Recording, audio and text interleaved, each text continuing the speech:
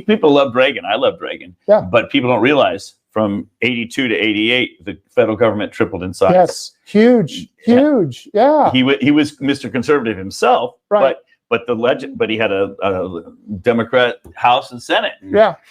And when he cut capital gains, I think from 32 to 15, it was about something like that.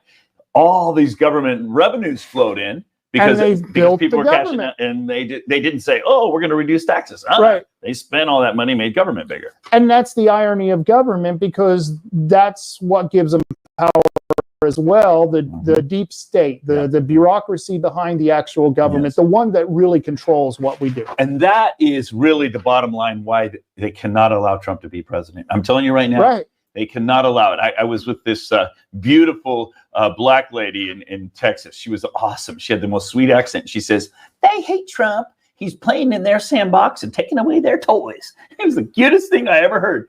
And she's dead on right. That's why they cannot allow him to be president. Right. What's the first thing he does? He gets in there, gets rid of regulations. He wants to drain the swamp. Yes. He's messing up their game. He's talking about ending the Department of Education. Do you know what that's like? And I'm for it. The Department of Energy and most of the departments under the Department of Interior and Agriculture. Yeah. And I mean, that's just the start. That's just the start. Then we can start with all the. So they cannot allow him in there. No. He's got his machete out and he's ready to do cuts. And that's why they've created lawfare, and it's all the agencies are attacking him, the courts are attacking him, and this is all hinging on voter fraud. That's what enables it. That's what enables it. I tell people it's like the story of David and Goliath. David went to the battlefield, he fights Goliath. Yeah. And when he went to his brothers, he said, "Hey, brothers, get out there and get this guy." And they said, "Go back to the sheep, go back to the sheep." The problem wasn't Goliath. The problem was that the children of Israel were hiding in the hills, not fighting Goliath. That was the problem. But you had to deal with Goliath first. It's like the elephant in the room. And so we have that same thing. I don't think elections are the problem. I think the very first sentence out of your mouth is dead on.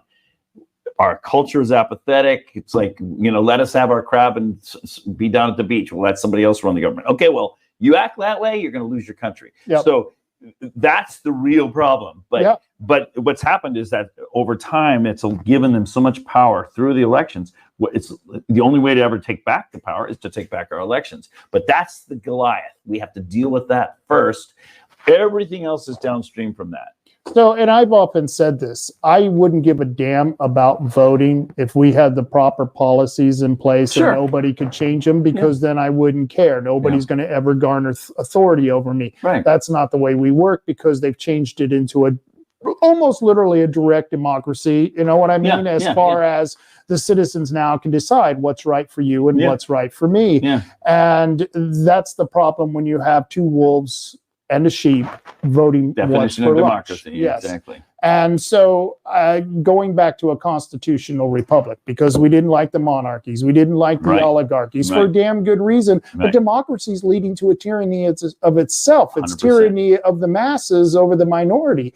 And we have that here in Oregon. They're violating our rights based on their prestigious goal of democracy, and which is funny. We're not a democracy. We're not a democracy. Yeah. And this was the funny thing. We were trying to get the commissioners to put advisory questions on the ballot, and the Democrats, and said, "You're going to destroy democracy if you put advisory questions on the ballot and allow people to vote on it." Yeah.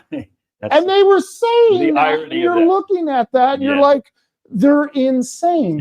They don't even realize the stupidity of what they're talking about. One, and they don't even know the real history. Right. I hear the David and Goliath story analogy as well. David had to face Goliath. Of course, today BLM would come down with some de-escalators, and we would talk the situation down. And you go ahead and be slaves of the Philistines because it's okay. Yes. And so that's what they're asking us, to give away our authority and capitulate. Yes. And we can't. If we do, we're dead. 100%. And we've really already lost our country. Yeah. I was reading an article the other day. It was Yuri Bezmenov, the defector from Russia. Great. 40 years ago. And he predicted exactly what our country is like right now. He told us, this is what's going to happen to you. This is how communism takes over a culture. We actually plan it out, and we're right in sync with that. Where Yes. we are basically and I like G. Edward Griffin. He says it's really Yes. not about us versus communism. It says it's about individualism versus collectivism, and he's right. When we want to be lazy, we rely on the collective. You're right. When we take personal responsibility, that's individuals. So we're moving more and more, let them worry about it. So Right. that's why you end up with cat boxes in your girls' bathroom and tampon machines in the boys' bathroom. Right. I mean, it goes preposterously ridiculous. You still have guns though in Oregon. So Oh yeah, we still barely, but don't ever. Yuri Yeah. Bezmenov. that's my number one issue. Is I've been If fighting you that, ever right? relinquish, I mean, I just came from New York. I tell an example in my talks where in New Mexico last year, the Governor Grisham Yep. said, we're going to put a temporary hold, and the people didn't comply. The people, she says, we can carry open carry guns. So all the people concealed started carrying open, okay? Right. And 50 guys that happened to be there that day put their guns on, went and stood on the Capitol steps and said, here we are, come and take them. Yep. In other words, they stood up for their rights.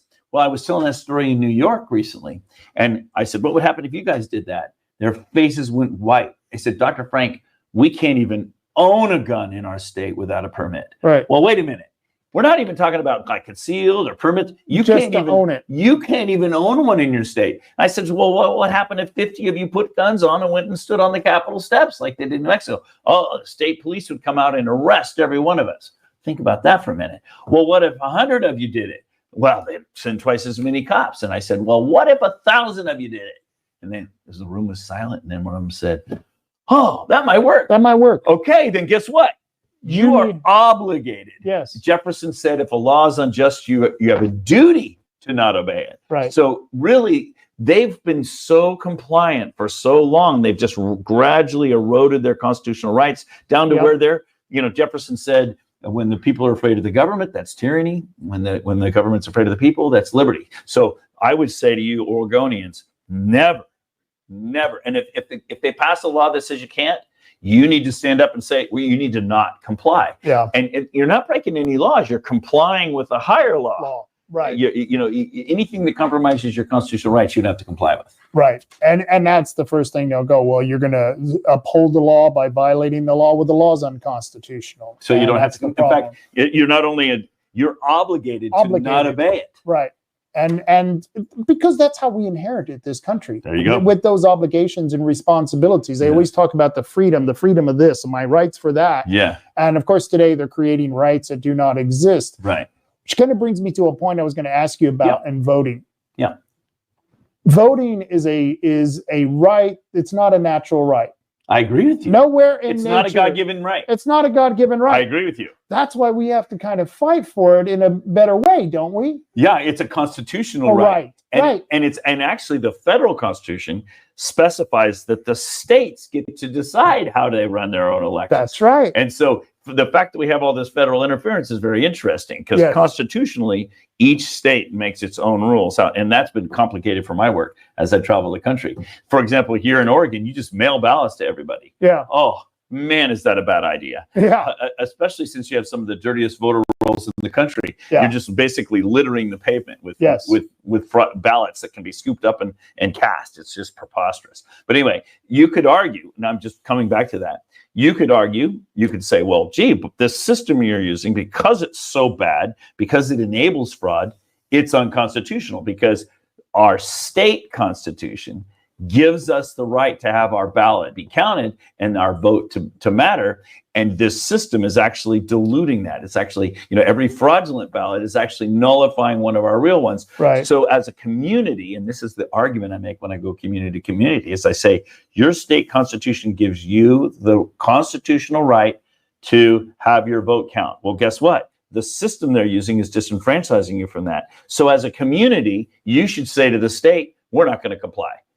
And they say, oh, but the Secretary of State this and the Secretary of State that. And I say, it's unconstitutional. It's violating your constitutional rights. So stand up as a community. And I teach them how to do that.